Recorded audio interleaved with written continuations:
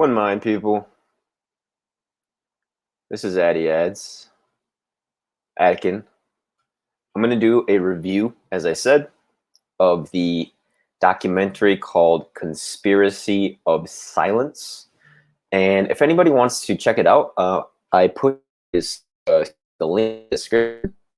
I finally figured out how to put links in and make them work, because I noticed with my playlist links, they weren't working. And what happens is I have to, every time I make a video, I have to copy and paste the entire playlist link for some reason. As opposed to the other ones, I don't have to do that. So I don't know why that is. But if anybody wants to check out the documentary, I put it in the description box. But it's a documentary that I have been wanting to watch for a while. And interesting backstory on it is, here, yeah, that's way better. Okay. Oh, that's a little annoying, my bad. But interesting backstory is it was supposed to air, I believe it was 1995. Don't quote me on that, but it was the mid-90s on the Discovery Channel. And the producers of it were actually British. So people from the United Kingdom flew to Omaha, Nebraska, and researched this and published the documentary, or was supposed to be published, on Discovery Channel.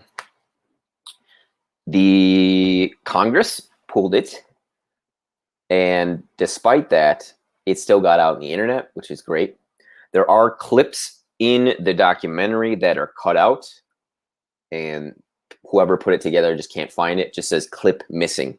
So it's mostly there as far as I can tell. There's only a few sections where you can't see the clips, but it's a really fascinating story, and it's about the Franklin scandal.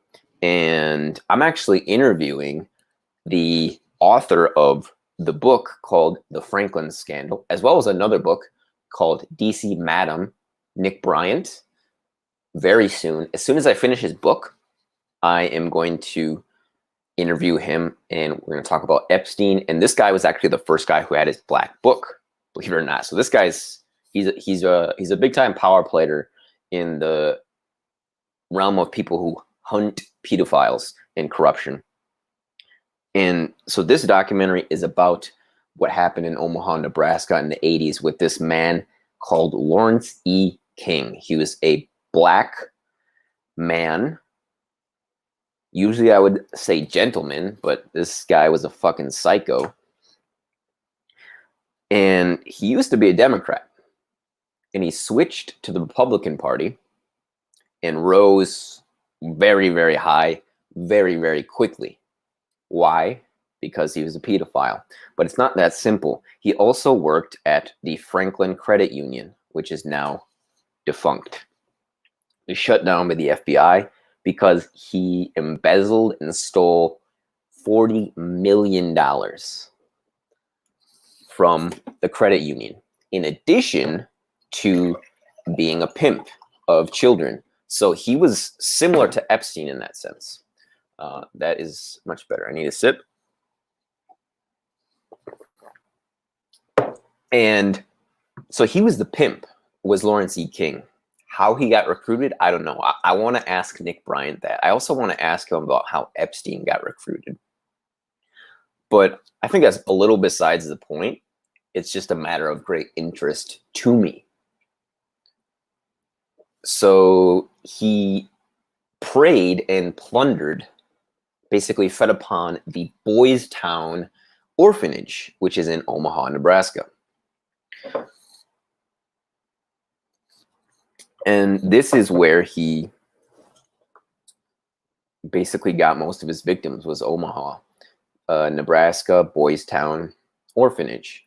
And there are girls who are orphans there. I think at the time it was just boys.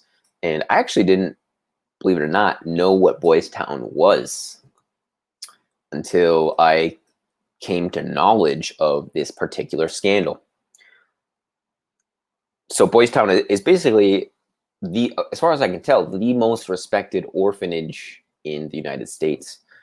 So he preyed upon these boys, and he would pander them to rich and powerful politicians. And not just in Nebraska, he would also fly them to Washington, D.C. and California as well, if I can remember from the book. It was either Cali or Hawaii, I can't recall. And this guy, Gary Caradori, he was the principal investigator. This guy he's kind of like the MVP investigator, the star player as far as the private investigation went on this particular case. He ended up dying along with his son in a plane crash, which happened under very questionable circumstances, shall we say. And this actually happened to quite a few people involved in this case. And the documentary, I think that's a great thing about documentaries, is it doesn't just give the facts. And I mentioned this a couple of days ago when I reviewed Filthy Rich, the documentary that's on Netflix right now about Jeffrey Epstein. It brings you into the subjective and human experience of the people who are connected to the case. So it's not just the facts, right? The cold hard facts. You get the emotions behind the people involved, whoever it is that they were interviewing. And another thing I noticed, which was quite superficial, is Paul Bonacci and his name is Troy Bonner. I don't know if it's Bonner or Boner, but they're both quite handsome.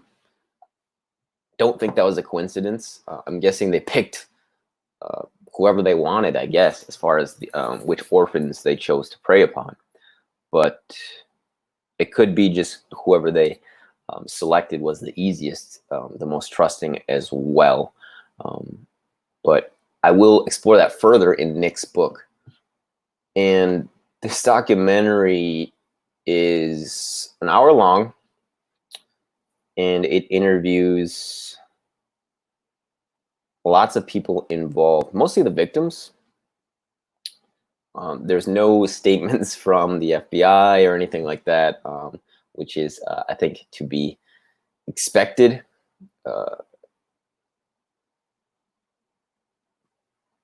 Troy talks about how he's still addicted at the time of the filming. He's still addicted to heroin.